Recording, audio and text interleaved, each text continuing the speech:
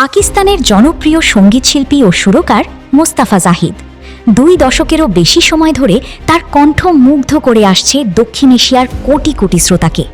Rock band রকসেনের প্রধান কণ্ঠশিল্পী হিসেবে যাত্রা শুরু করলেও বলিউডের একের পর এক জনপ্রিয় গান তাকে এনে দিয়েছে আন্তর্জাতিক খ্যাতি। প্রেম, বিচ্ছেদ আর আবেগঘন গানের জন্য তিনি আজও তরুণ প্রজন্মের কাছে সমান জনপ্রিয়। 1984 সালের 18 ডিসেম্বর পাকিস্তানের লাহোরে জন্মগ্রহণ করেন মুস্তাফা জাহিদ। সঙ্গীত পরিবারের সন্তান হলেও ছোটবেলায় গায়ক হওয়ার কোনো পরিকল্পনা ছিল না তার। কলেজ জীবনের একটি সাংস্কৃতিক অনুষ্ঠানে গান গাওয়ার মাধ্যমে সঙ্গীতের প্রতি আগ্রহ তৈরি হয়।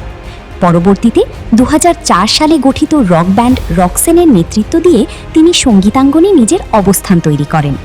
2007 সালে বলিউড সিনেমা আওয়ারাপানে ব্যবহৃত তো ফির আও এবং তেরা মেরা রিশতা গান দুটি রাতারাতি জনপ্রিয়তা এনে দেয় মুস্তাফা জাহিদকে। এরপর ভুলা দেনা, হাম জি লেঙ্গে, জরুরত, मैंने खुद को সহ একাধিক সুপারহিট গান তার কণ্ঠে শ্রোতাদের হৃদয়ে স্থায়ী জায়গা করে নেয়। রক, পপ ও সুফি ধারার মিশেলে গড়ে ওঠা তার গানের আলাদা এক আবেদন রয়েছে।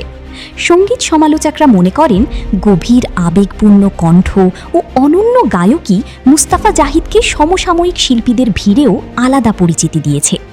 সামাজিক যোগাযোগ মাধ্যম ও সঙ্গীতপ্রেমীদের আলোচনায় এখনও তার পুরনো গানগুলো সমানভাবে প্রশংসিত হয়।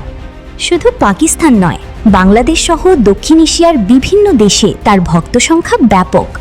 2025 সালে ঢাকায় কনসার্টের ঘোষণার পর বাংলাদেশি ভক্তদের মধ্যে ব্যাপক উচ্ছ্বাস দেখা যায়।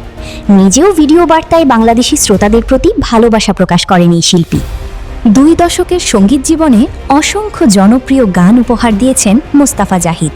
সময় বদলেছে সঙ্গীতের ধারা, তবে প্রেম ও বেদনার গল্প বলা তার কণ্ঠ আজও কোটি শ্রোতার কাছে সমান আবেদনময়। আর সেই কারণেই দক্ষিণ এশিয়ার সঙ্গীতপ্রেমীদের হৃদয়ে বিশেষ এক জায়গা ধরে রেখেছেন এই পাকিস্তানি সঙ্গীত তারকা। মোহাম্মদ সাকিবুল ইসলাম, বিশেষ প্রতিনিধি, BDN নিউজ টুডে।